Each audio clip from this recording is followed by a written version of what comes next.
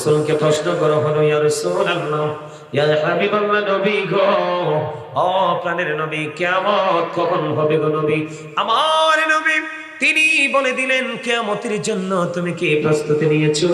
ইয়া রাসূলুল্লাহ, ইয়া হাবিবাল্লাহ, নবী গো, আমি কিয়ামতের জন্য কোনো প্রস্তুতি নিতে পারিনি। আল্লাহ এবং আল্লাহর হাবিবকে আমি ভালোবাসি। তখন আমার রাসূল বললেন, বন্ধু, তুমি যাকে ভালোবাসো তার সাথে তুমি থাকবা। সুবহানাল্লাহ, আর জোরে কোন সুবহানাল্লাহ। সুবহানাল্লাহ। আমি যদি আমার রাসূলকে নিয়ে বন্ধ কথা বলি, আমার রাসূলের আদর্শটা কেমন ছিল, আমার রাসূলের বৈশিষ্ট্য নিয়ে আলোচনা করে আমার মতো গুনাহগার শেষ করতে পারবো না। দুনিয়ার বুকে যত আলেম ওলামা আসবে, একের পর এক বন্ধু রাসূলকে নিয়ে কথা বলে যাবে রে, আমার রাসূলকে নিয়ে কথা বলে শেষ করতে পারবে না। তার কারণ হলো তিনি এমন একজন রাসূল। ও বন্ধু, ওনার মুজিজা হলো শ্রেষ্ঠ মুজিজা। ওনার কিছু মুজিজা নিয়ে আমি আজকে বন্ধু কথা বলবো। আমি আপনাদেরকে বন্ধু বলে দিতে চাই, এই রাসূলটা এমন একজন রাসূল রে। ও বন্ধু, আমেরিকার গবেষক মাইকেল এইচ হার্ট তিনি বক্তব্য দিয়েছেন, the 100 ranking of the most influential person in the history. আমেরিকার গবেষক মাইকেল এইচ হার্ট তিনি বলেছেন, 100 জন প্রভাবশালীর তালিকা তিনি করেছেন। এর মধ্যে শ্রেষ্ঠ প্রভাবশালী হলেন আপনার আমার প্রাণের রাসূল। সুবহানাল্লাহ, জোরে কন্যা সুবহানাল্লাহ, সুবহানাল্লাহ, আর জোরে বলেন না সুবহানাল্লাহ। সুবহানাল্লাহ। বন্ধু, আমি আপনাদেরকে বলে দিতে চাই, আমরা আমাদের রাসূলের বৈশিষ্ট্যটাকে কেমন করে চিহ্নিত করব। বন্ধুরে আমার, আল্লাহ রাব্বুল আলামিন পবিত্র কালামে হাকিমে একেবারে স্পষ্ট করে বলে দিয়েছেন, ওয়া ইন্নাকা লাআলা খুলুকিন আযীম। আপনার আমার প্রাণের নবী ছিলেন উত্তম চরিত্রের অধিকারী। জোরে জোরে কন্যা সুবহানাল্লাহ। আমার রাসূল ছিলেন ক্যারেক্টার, গুড ক্যারেক্টার সম্পূর্ণ প্রফিট মুহাম্মদুর রাসূলুল্লাহ সাল্লাল্লাহু আলাইহি ওয়াসাল্লাম। এখন আপনি আমি আমরা যদি আমাদের দিকে নজর দিয়ে দেখি বন্ধু, আমরা কিন্তু রাসূলের বৈশিষ্ট্যটাকে নিজের মধ্যে দাঁড় করাতে পারিনি। এখন দেখবেন আমার রাসূল ছিলেন গুড ক্যারেক্টার সম্পূর্ণ, আর আপনার আমাদের মধ্যে ম্যাক্সিমাম লোকই আছে ক্যারেক্টারলেস। ঠিক না বা ঠিক? আমার নবী উত্তম চরিত্রের অধিকারী, আর আমরা হলাম খারাপ চরিত্রের অধিকারী। ঠিক কিনা বলে? কথা যখন বলি আমরা মিথ্যা বলি। ম্যাক্সিমাম লোক হাসতে হাসতে বন্ধু মিথ্যা কথা বলে। ঠিক কিনা বলে? রসুলের কথা মতো আমরা কে চলছি বন্ধু? সকাল থেকে বিকেল পর্যন্ত, বন্ধু জীবনের শুরু থেকে শেষ পর্যন্ত আপনারা দেখবেন এখনকার ছেলেরা যে মাথার চুল কাটে পুরো তো বন্ধু ইহুদিদের স্টাইল। কথা কয় না কেন? কার স্টাইল? আরো জোরে, এইভাবে কি চুল কাটার কথা আসেনি কোরআন হাদিসে? আরো জোরে বলেন। এখনকার ছেলেরা যে পোশাক পরে, যে ছেলেরা জিন্স প্যান্ট পরে, এই যে জিন্স প্যান্ট, এটাও তো কোরআন হাদিস সম্মত না, রাসূলের কথা মতো নয়, আল্লাহর কথা মতো নয়। এই জন্য বলে দিতে চাই, আমি আপনাদেরকে বলে দিব আমার রাসূলের বৈশিষ্ট্যটা কেমন বন্ধু। আমার রাসূলের কে যদি আপনি আপনার জীবনে আদর্শ হিসাবে নিতে পারেন, তাহলে আপনার বৈশিষ্ট্যটাও হবে অত্যন্ত বিউটিফুল। ঠিক আরো জোরে বলে। আপনি এমনি এমনি সরাসরি আল্লাহ রাব্বুল আলামিনকে পাবেন না। আল্লাহ রাব্বুল আলামিনকে এমনি এমনি পাওয়া বন্ধু সহজ নয়। আল্লাহ রাব্বুল আলামিন অত্যন্ত চমৎকার ভাবে বলে দিয়েছেন, আপনি যদি আল্লাহকে পেতে চান তাহলে অবশ্যই অবশ্যই আমার রাসূলকে আপন করে নিতে হবে। আল্লাহ কোরআনে বলেছেন, কুল ইন কুনতুম তুহিব্বুনাল্লাহা ফাত্তাবিউনি ইউহিব্বুকুমুল্লাহু ওয়া ইয়াগফির লাকুম যুনুবাকুম ওয়াল্লাহু গফুরুর রহিম। আল্লাহ বলেছেন, সে বলুন, ইফ ইউ ডু লাভ আল্লাহ, যদি তোমরা আল্লাহকে ভালোবেসে থাকো, ফলো মি মুহাম্মদ সাল্লাল্লাহু আলাইহি ওয়াসাল্লাম, মুহাম্মদ সাল্লাল্লাহু আলাইহি সাল্লামের অনুগত হয়ে যাও, আল্লাহ উইল লাভ ইউ, আল্লাহ তোমাদেরকে ভালোবাসবে, এন্ড ফরগিভ ইউর সিনস, আল্লাহ রাব্বুল আলামিন তোমাদের সমস্ত জীবনের গুনাহ মাফ করে দিবে। তাহলে আল্লাহকে পেতে হলে কি করতে হবে? রাসূলের কাছে যেতে হবে। রাসূলের কাছে যাও মানে বদ্ধ, রাসূল যেটা করেছে এবং বলেছে সেটা আমরা করার চেষ্টা করব, আর যেটা করেনি সেটা আমরা বর্জন করব। ঠিক কিনা বলেন? এখন আমাদের মধ্যে কি রাসূল আসেনি? কথা বলেন। নাই নাই নাই, দু চার জনের কাছে, হাজার হাজার শত শত অসংখ্য অগণিত মানুষের কাছ থেকে রসুল অনেক দূরে বন্ধু চলে গেছে। রসুল থাকা মানে হলো রসুলের আদর্শ, ঠিক কেন বলে? আমি আপনাদেরকে বলি, আমার রসুল ছিলেন শ্রেষ্ঠ সত্যবাদী। আমার রসুল কি ছিলেন? সত্যবাদী। শ্রেষ্ঠ সত্যবাদী। আর আপনি আমি হলাম ম্যাক্সিমামই শ্রেষ্ঠ মিথ্যাবাদী। নাউজুবিল্লাহ। নাউজুবিল্লাহ বলেন না কেন? নাউজুবিল্লাহ। আমার নবীজি উত্তম চরিত্রের অধিকারী ছিলেন, আর আপনার আমার চরিত্র হলো বন্ধু অত্যন্ত খারাপ। আমার নবী ছিলেন সত্যবাদী, আমরা হলাম মিথ্যাবাদী। আমার নবী ছিলেন অত্যন্ত পবিত্র, আমরা বন্ধু হয়ে গেছি অপবিত্র। এমনি করে করে আপনি প্রত্যেকটা জায়গায় যান, আপনি শুইতে যান, হাঁটতে যান, চলতে যান। যেমন আমি আপনাদেরকে বলি, রসুল তো বলেছে পরিচিত হোক অপরিচিত হোক, মুসলমান দেখলে সালাম দিয়ে দাও। এখন কয়জন মানুষ সালাম দেয়? কথা বলেন না কেন? অসুস্থ যখন হয় মানুষ, তোমরা দেখতে যাও। মানুষ ইন্তেকাল করলে তোমরা জানাজায় যাও। কেউ ডাকলে তুমি তার ডাকে সাড়া দাও। এমনি করে করে প্রত্যেকটা জায়গায় আপনি নজর দিয়েছে দেখেন, আমাদের মধ্যে রসুলের বৈশিষ্ট্যের কোনো কিছুই তো নাই। আছে বন্ধু দুই চারটা, এই দুই চারটা দিয়ে আপনার জীবনকে সুন্দর করে সাজানো সম্ভব নয়। আপনি আমি যদি পরিপূর্ণতা অর্জন করতে চাই, তাহলে মদিনাওয়ালাকে আপনার আমার আদর্শ হিসাবে গ্রহণ করতে হবে। ঠিক। কথা বলেন না কেন? ঠিক। আরো জোরে বলেন। ঠিক। বন্ধুরে আমার, আমাদের দেশে মানুষ একটা মাত্র জিনিস এখন অনেক বেশি অর্জন করা, অনেক নিজের সুখ, নিজের শান্তি, নিজের খাওয়া, নিজের পড়া, নিজেরটা ছাড়া আর বন্ধু অন্য কাজকে কেহটা এখনকার মানুষ আর কি করে না? খেয়াল করে কথা বলেন না। নিজেরটা ছাড়া কি অন্যের দিকে খেয়াল করে? না। তো নিজেরটা ছাড়া অন্যের দিকে খেয়াল না করাও তো এটা রাসূলের আদর্শের মধ্যে পড়ে না। কথা কয় না কেন? আরো জোরে বলেন, পড়ে না। এই যে দেখেন, আল্লাহ রসুল বলছে তোমরা যখন তরকারি রান্না করো, তরকারিতে একটু ঝোল বাড়াইয়া দিও। পাশের ঘরে কি করতে পারো? আরেকজনকে একটু করে দিতে পারো। এই যে আমি এতগুলো কথা বললাম, যেটা মনে হচ্ছে সেটাই বলতেছি, কিন্তু এই কাজগুলোর ধারে কাছে কি আমরা এখন আছি? কথা বলেন। আমি আপনাদেরকে বলি, আমরা কেমন মুসলমান? আমাদের কাছে ওয়াজ, নসিহত, নামাজ, রোজা, ইবাদত, বন্দেগী ভাল লাগবো কেমনে? কারণ আমরা তো এখন ওয়াজ শুনতে যাই ঠিকই, কিন্তু এখানে করে কিছু নিয়ে আসি না। যেমন আপনারা তো একটা গ্রামে আছেন না? আমি একটা গ্রামে আসি তো। আমাদের দেশে এখনকার মানুষকে বিপদে ফেলতে পারলে খুশি হয়, ঠিক না? আপনার বাড়ি করার নিয়ম কি? এই যে আমি একজন, উনি একজন, আমরা দুইজন। কয়জন? ধরেন আমি ধনী, আমার কি আছে? টাকা পয়সা আছে। কি আছে? টাকা পয়সা আছে, আমি 10 তলা বাড়ি বানাতে পারবো, কিন্তু উনি বেড়ার ঘর। ধরেন আমি কুমিল্লার ভাষায় বলি, এখানে 3 ঘন্টা জায়গা আছে। কয় ঘন্টা? 3 ঘন্টা জায়গার মধ্যে 2.5 ঘন্টা আমার, ওনার হচ্ছে মাত্র 8 ঘন্টা। কয় ঘন্টা? 8 ঘন্টা। তো আমার 2.5 ঘন্টা এবং ওনার 8 ঘন্টা। ওনার 8 ঘন্টা হলে আমার জন্য ভালো হয়, বাড়িটা সুন্দর হয়।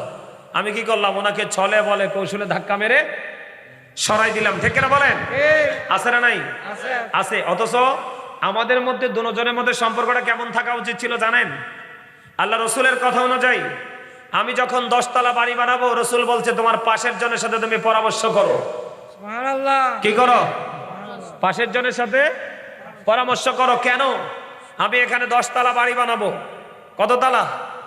আমি এখানে 10 তলা বাড়ি বানাবো। আমার 10 তলা বাড়ি বানাইলে আমার সুখটা যেমন কন্টিনিউয়াসলি কমপক্ষে 90-100 বছরের হবে, এই বাড়ির কারণে যদি ওনার অসুবিধা হয়, ওনার অশান্তিটাও কিন্তু 190-100 বছরের হবে। আমারটাও স্থায়ী, ওনারটাও স্থায়ী। আমারটা সুখ, ওনারটা দুঃখ। ঠিক কিনা বলেন? এই জন্য রসুল বলেছে তোমরা বড় অবকাঠামো তৈরি করার আগে তোমার পাশের গরিব মানুষের সাথে তুমি পরামর্শ করে নাও, তোমারও যেন অসুবিধা না হয়, তারও যেন অসুবিধা না হয়। এই শিক্ষা কি আমাদের মধ্যে আছে? আর যেরকম আমরা আলাপ করবো থাক দূরে, এর রাইতে গুলি করে মেরে ফেলবো, ঠিক না? ওরে গুলি করে মেরে আমি তার জায়গা দখল করে রাতের মধ্যে আমার লাঠিয়াল বাহিনী দিয়ে আমি কি করব? আমার কথা কয় না, ওয়াল করব, ঠিক না? তো ওয়াল উঠতে গেলে আর কেডাও আইব? আর সুযোগ আছে? তা আমাদের মধ্যে রসুলের আদর্শ আসেনি? কেউ যদি 1 বিঘা পরিমাণ জায়গা জোর করে দখল করে, কয় বিঘা? 1 বিঘা পরিমাণ জায়গা যদি কেউ কারো কাছ থেকে জোর করে দখল করে, তার গলার মধ্যে 7টা পৃথিবী মালা বানাইয়া ঝুলাই দেওয়া হবে, যার শুধু একটা অপরাধের কারণে। কয়টা? আরে জোরে কর না, আরে জোরে কর না মিয়া। আমরা তো সিটাইঙ্গা মানুষ মনে হয় না মিয়া। হ্যাঁ স্যার, চট্টগ্রামের মানুষের অন্তর হয়েছে প্রেমের হৃদয়। আমি আজকেও তো আপনার সিটিতে যখন ওই ফ্লাইওভারে উঠছি, ওভার ব্রিজে উঠছি, ফ্লাইওভার উঠতে কই সিটাঙ্গে আইলে শরীর শান্তি হয়ে যায়। কি হয়ে যায়? কারণ আমি চট্টগ্রামকে প্রেমের নগরী হিসাবে বলি। প্রায় ওয়াজে, আমার ওয়াজ আপনারা শোনেন না মনে হয়, শুনুন না, পাবলিক এনে নাই। আরে দূর মিয়া, শোনেন, এরম শোনেন আর কি, ভাল লাগতেছে না, কিতা করুন যায় কি হুজুর, কানে একটু লাগাইছি, ভাল লাগলে লাগলো, না লাগলে নাই। পানির বোতলটা হাতে নিছি যে, দেখছেন নি? কথা কয় না কেন? দেখছেন নি? আরে মুখ দিয়ে কন্যা কদ্দ, সবাই বলেন আরো জোরে, আরে আরো জোরে। দেখছেন? ঠিক আছে, এদিকে তাকান। এটা কয় লিটার?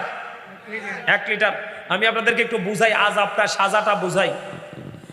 এই পানির বোতলটা ধরেন আমি হাতে নিয়ে হাঁটা শুরু করলাম। কি করলাম? হাঁটতে হাঁটতে হাঁটতে হাঁটতে কিছু দেওয়ার পর এটা 1 লিটার আছে, এটার ওজন দাঁড়াবে 2 লিটার। আরো কিছু হাঁটার পরে আমি হাত বদল করলাম, কারণ এই হাতে আর রাখা সম্ভব নয়। আমি এটাকে কি করলাম? হাত বদল করলাম। হাঁটতে হাঁটতে হাঁটতে হাঁটতে এটার ওজন হচ্ছে 5 লিটার। কেন 5 লিটার? এটা ঝুল্লা থাকতে থাকতে আমার হাতের পাওয়ার শেষ। আমার দিকে তাকান, একটা সময় কিন্তু আমার হাত থেকে এইভাবে পড়ে যাবে এটা। আমি কিন্তু এটাকে ফেলে দিতে পারবো। কি করতে পারবো? ফেলে দিতে পারবো। নিব কি নিব না এটা পরে, কিন্তু ওটাকে ফেলে দিতে পারবো। কিন্তু আপনি যে একজনের জায়গা জোর করে দখল করলেন, আপনার গলার মধ্যে এরকম 7টা পৃথিবী মালা বানাইয়া ঝুলাই দেওয়া হবে। আপনি এই মালা বহন করতে থাকবেন, কিন্তু ওখানে আর এটার পানির বোতলের মতো ফেলে দেওয়ার আর সুযোগ নাই। তাহলে এটা কেন হলো? রসুলের আদর্শটাকে বাদ দেওয়ার কারণে এটা হয়েছে। ঠিক কিনা বলেন? আরে জোরে। তাহলে এগুলো আমাদের বোঝার দরকার আছে না নাই? আরে জোরে। আমি মানুষ বিপদে পড়লে টাকা হাওলাত দেওয়ার কথা, কি করে দেওয়ার কথা? কথা কন না। আমি কি করার কথা? হাওলাত দেওয়ার কথা। কিন্তু আমি হাওলাত চাইলে কো বুবু গো হারামও নাই, কি নাই? ক বুবু হারামও নাই। কিন্তু এখন যদি বুবু একটু পরে ঘুরাইয়া কয় তোমার একটু লাভ টাপ দেবো, এখন বুবু কি কইব? কব আমার বড় আফার কাছে টাকা আছে। এটা হুদ্দ মিশা কথা। কথা কয় না কেন? আমার বড় দুলাভাই বিদেশ থাকে, আফার কাছে অনেক টাকা আইনা দেবো, একদম ডাহা মিথ্যা কথা। এটা তার টাকা। কিসের টাকা? তার টাকা। এখন সে কি খাইলো? শোধ। কে? শোধ খাইলো। আমার রসুল মেরাজে গেছে, মেরাজের চাঁদ গেল না? গত চাঁদ, মেরাজের চাঁদে আমার রসুল তো আল্লাহর হাবিবকে আল্লাহ নিদর্শন দেখানোর জন্য নিয়ে গেলেন। এর মধ্যে রসুল জাহান্নাম দেখছে। কি দেখছে? জাহান্নামের দিকে নজর দিয়ে চাইয়া দেখে এক একটা মানুষের পেট এক একটা ঘরের মতো বড় বড়।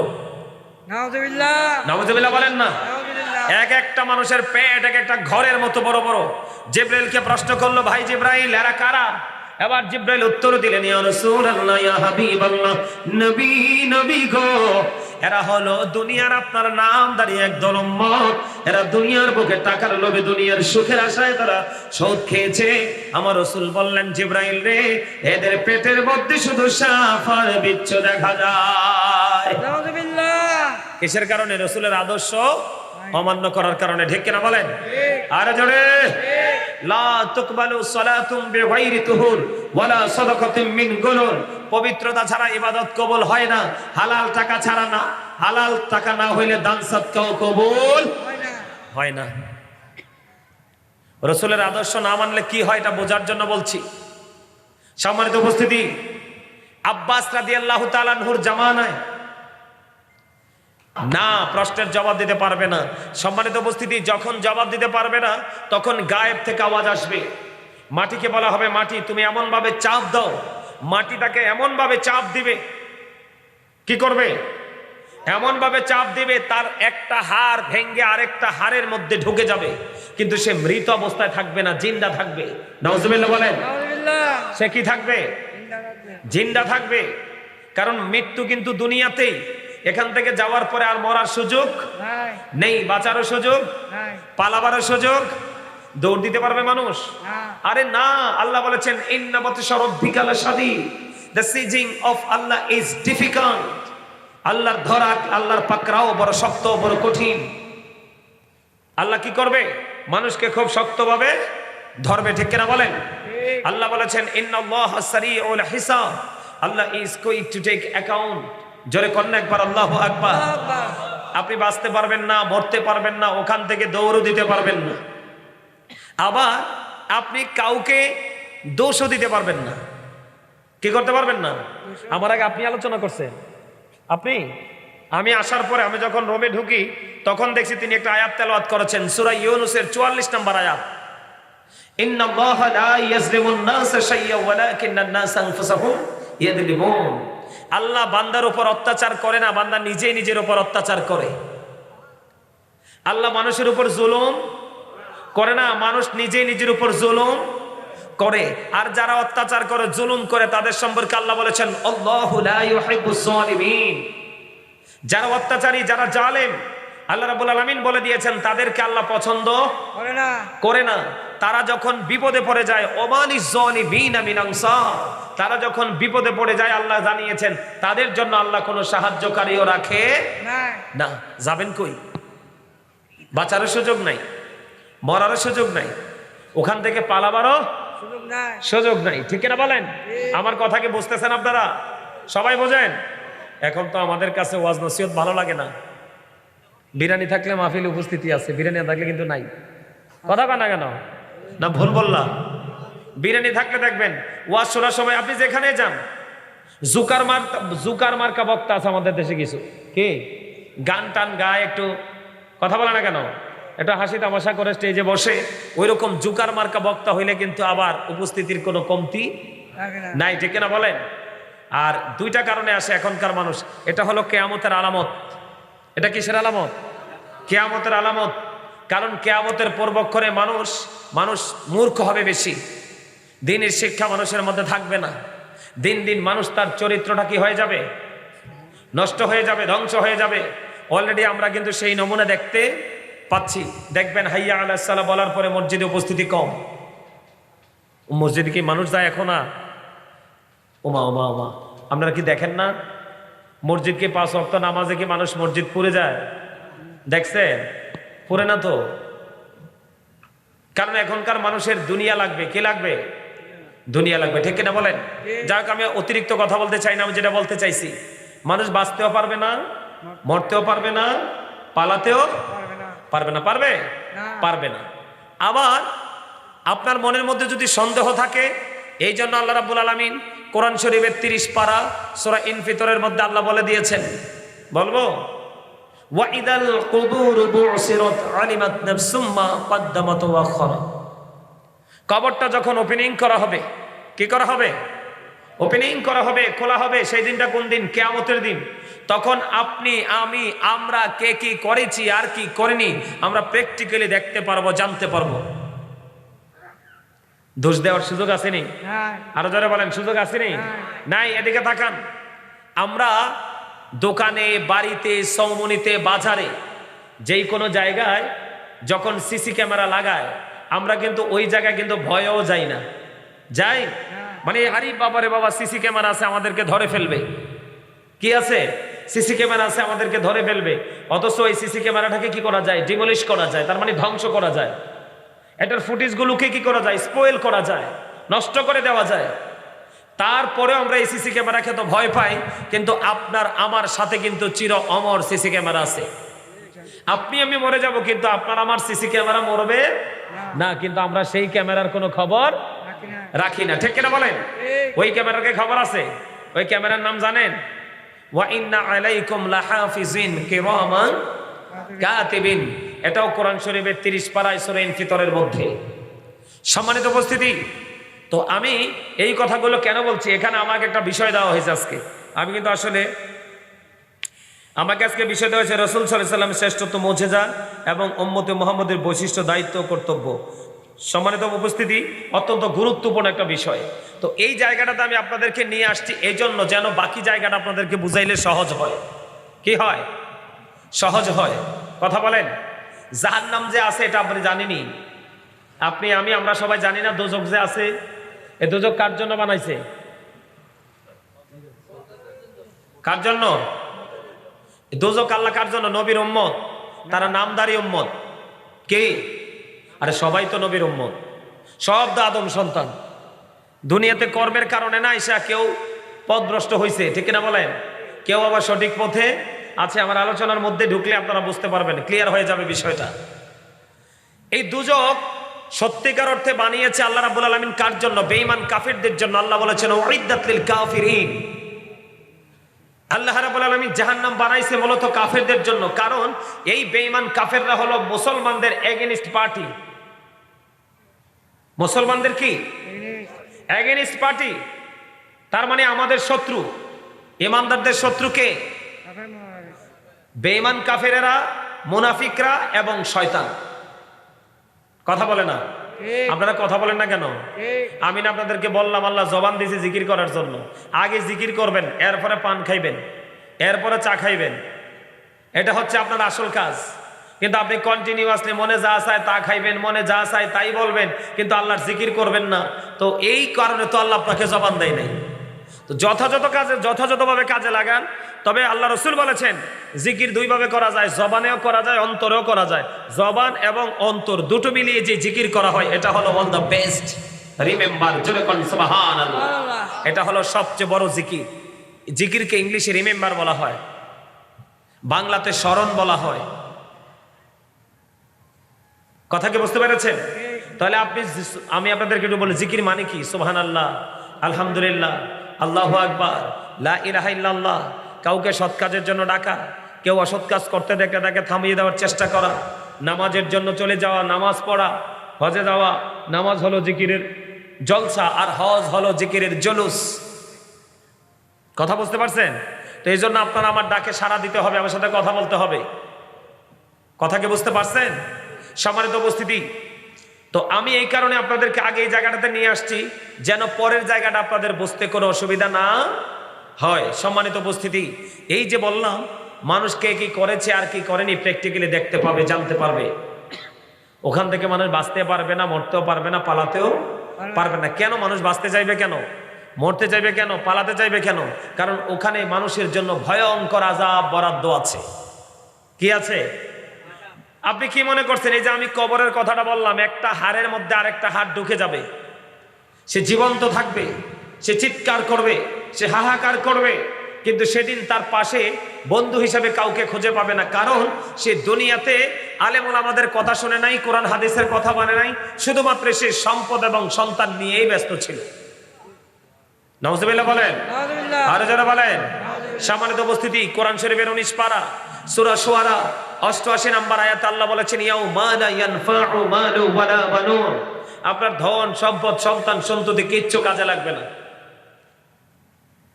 তো আপনি কি করবেন সেদিন? আল্লাহ কি বলেছে? আল্লাহ বান্দার উপর জুলুম করে না, বান্দা নিজে নিজের উপর জুলুম করে। যারা জুলুম করে আল্লাহ তাদেরকে পছন্দ করে না। তারা যখন বিপদে পড়ে আল্লাহ তাদের জন্য কোনো সাহায্যকারীও রাখে না। তো এখন আপনার কি করার? বিপদরা কেমন হবে জানেন? সম্মানিত উপস্থিতি, জাহান্নামীদের জন্য খাবার বরাদ্দ আছে জাহান্নামে। আমরা কিন্তু গরম কিন্তু অলরেডি আস্তে আস্তে করে আসতেছে না? আমরা কিন্তু যখন অনেক বেশি গরম লাগে আমরা কিন্তু নর্মাল ঠান্ডা পানি খাই। নর্মাল ঠান্ডা পানি ভালো না লাগলে কিন্তু আমরা ফ্রিজেরটা খাই। ফ্রিজেরটা ভালো না লাগলে আমরা আইসক্রিম খাই না? খাই। আমার কথা হলো আমাদের দেহের প্রশান্তি লাগবে, ঠিক না বলেন? তা আমরা এই জন্য যখন যেটা প্রয়োজন আমরা সেটাই ইউজ করতে চাই। কিন্তু জাহান্নামে যারা যাবে তাদের জন্য একটা মাত্র পানি বরাদ্দ। কয়টা? এটা এত উত্তপ্ত হবে, এত উত্তপ্ত হবে, এটা মাথার মধ্যে ঢেলে দেওয়া হবে। মাথার মধ্যে ঢেলে দেওয়ার পরে তার পেটের মধ্যে আসবে। পেটের মধ্যে ঢোকার পরে 2 রানের মধ্যখান দিয়ে সব কিছু গলে গলে পড়বে। নাউজুবিল্লাহ বলেন। আপনি কিন্তু জীবন্ত অবস্থা থাকবে একজন পাপী। নাউজুবিল্লাহ বলবেন না? যন্ত্রণাটা কি অত্যন্ত ভয়ঙ্কর না? আরো যারা বলেন ভয়ঙ্কর কিনা? জাহান্নামের আগুনটা বরাদ্দ করা আছে। আল্লাহ 1000 বছর তাপ দিয়েছে, রং হয়েছে সাদা। আরো 1000 বছর তাপ দিয়েছে, রং হয়েছে লাল। আরো 1000 বছর তাপ দিয়েছে, রং হয়েছে কালো। 3000 বছর উত্তপ্ত করে জাহান্নামের আগুন বরাদ্দ করে রাখছে। কার জন্য? পাপীদের জন্য, জাহান্নামীদের জন্য। নাউজুবিল্লাহ বলেন। আরো যারা বলেন 3000 বছর। এই দুনিয়ার আগুনের চাইতে 69 গুণ বেশি পাওয়ারফুল হবে জাহান্নামের আগুন। যার সবচেয়ে বেশি কম আযাব হবে তাকে আগুনের এক জোড়া জুতা পরাই দেওয়া হবে। এই জুতাটা যখন পরাই দিবে মাথার মগজটা টক বক করে উত্তরাতে থাকবে। নাউজুবিল্লাহ বলেন না। আপনি বাঁচতেও পারবেন না, মরতে পারবেন না, পালাতেও পারবেন না। সেদিন আপনার সম্পদ সন্তান এই দুইটার একটা কোনোটাই বন্ধু আপনার সেদিন কাজে লাগবে না। এই জন্য আমি আপনাদেরকে আজকে বলে দিব, আপনারা যদি ওই জাহান্নামের ভয়াবহতা থেকে বন্ধ বাঁচতে চান তাহলে আপনাদেরকে একটা কাজ করতে হবে। সেই কাজ হলো মদিনাওয়ালাকে আপনার ফলো করতে হবে। জোরে বলেন সুবহানাল্লাহ, আর জোরে বলেন না সুবহানাল্লাহ। আপনাদের সুবহানাল্লাহ মজা হয় না? আরো জোরে কর না, আরো জোরে। খাবারের স্বাদ বাড়ায় লবণ, আর ইবাদতের স্বাদ বাড়ায় বন্ধু প্রেমী। আপনি যতক্ষণ না পর্যন্ত আল্লাহ এবং আল্লাহর হাবিবের সাথে প্রেমের ডোরি লাগাইতে না পারবেন ততক্ষণ পর্যন্ত আপনার কাছে আমল মজা লাগবে না। যতক্ষণ পর্যন্ত আপনার কাছে আমল মজা না লাগবে ততক্ষণ পর্যন্ত আপনার আমল করতে মন চাইবে না। কথা কয় না কেন? আপনি যখন খাবার খান, খাবার খাইতে বসেন, দেখবেন মজা লাগলে বলবেন ভাই আর আসিনি, আর একটু দেন। এরকম না বিষয়টা? এটাই তো বাস্তবতা। ঠিক ইবাদতের ক্ষেত্রেও আপনি একটু ইবাদত করার পরে মন চাইবে যে আর একটু ইবাদত করি। কারণ প্রত্যেকটা পার্সন ডবল। একটা হলো তার দেহ, আর একটা হলো তার আত্মা। একটা হলো বাহির, আর একটা হলো ভিতর। দেহের খাবার, বাহিরের খাবার দুনিয়ার যেই কোনো জায়গায় গেলে আপনি পাবেন। চা দোকানে গেলে, হোটেলে গেলে, বন্ধুর বাড়ি গেলে, চাচার বাসায় গেলে, ঠিক নিও, যেই কোনো জায়গায় যান আপনি দেহের খাবার পাবেন। কিন্তু আপনি রুহের খাবারটা পাবেন কোথায়? রুহের খাবারটা কিন্তু যেই কোনো জায়গায় পাওয়া যায় নাই। রুহের খাবারের জন্য এই জায়গাগুলো মসজিদ, মাহফিল, আলেম ওলামাদের মজলিস। কথা কি বুঝতে পারছেন? হিসাব ক্লিয়ার? তাহলে আমি আমার ওয়াজে ঢুকতে পারি? সম্মানিত উপস্থিতি, আমি আজকে আলোচনার হেডলাইন দিয়েছি ইয়া আইয়ুহাল্লাযীনা আমানু কু আনফুসাকুম ওয়া আহলিকুম নারা। আল্লাহ রাব্বুল আলামিন বলেছেন, O believers, save yourself and your families from the fire. আল্লাহ ঈমানদারকে ডেকে বলেছেন তুমি জাহান্নাম থেকে বাঁচো এবং তোমার আহলকেও জাহান্নাম থেকে বাঁচাও। সুবহানাল্লাহ, সুবহানাল্লাহ বলেন, আরো জোরে বলেন, আর একটু মহব্বতে। তুমিও বাঁচো, তোমার আহলকেও জাহান্নাম থেকে বাঁচাও। বলছে কে? এখন বাপে জানলে না ছেলেরে জানাইতো, মা জানলে না মেয়েরে জানাইতো, এখন বাবা মাই তো জানে না। কথা বলেন, আরো জোরে। আমার কথা আপনাদের কি বুঝতে অসুবিধা হয়? তো বুঝতে অসুবিধা না হলে আপনাদের জি এত ছোট কেন? আওয়াজ দিয়ে কথা বলবেন। কে দিয়ে? একটু দরুদ পড়েন। ইয়া রাসূলুল্লাহ ইয়া হাবিবাল্লাহ ইয়া রাসূলুল্লাহ ইয়া হাবিবাল্লাহ। আমার মতে নিদান কালে আসিও নবী গো আমার শিয়রে, দেখিব আপনাকে আপন নজরে। ইয়া রাসূলুল্লাহ ইয়া হাবিবাল্লাহ ইয়া রাসূলুল্লাহ ইয়া হাবিবাল্লাহ ইয়া রাসূলুল্লাহ ইয়া হাবিবাল্লাহ। মুনকার নাকির আসিয়া সওয়াল করবেন বসাইয়া, নিবেন পর্দা দয়ার নবী উঠাইয়া, সালাম জানাবো কদম সুইয়া। ইয়া রাসূলুল্লাহ ইয়া হাবিবাল্লাহ ইয়া রাসূলুল্লাহ ইয়া হাবিবাল্লাহ। লা শুনেছি হাদিসে দেখিলে আপনাকে জীবনের গুনাহ ঝরিয়া পড়ে, দিও গো দেখা দয়া করে। ইয়া রাসূলুল্লাহ ইয়া হাবিবাল্লাহ ইয়া রাসূলুল্লাহ ইয়া হাবিবাল্লাহ।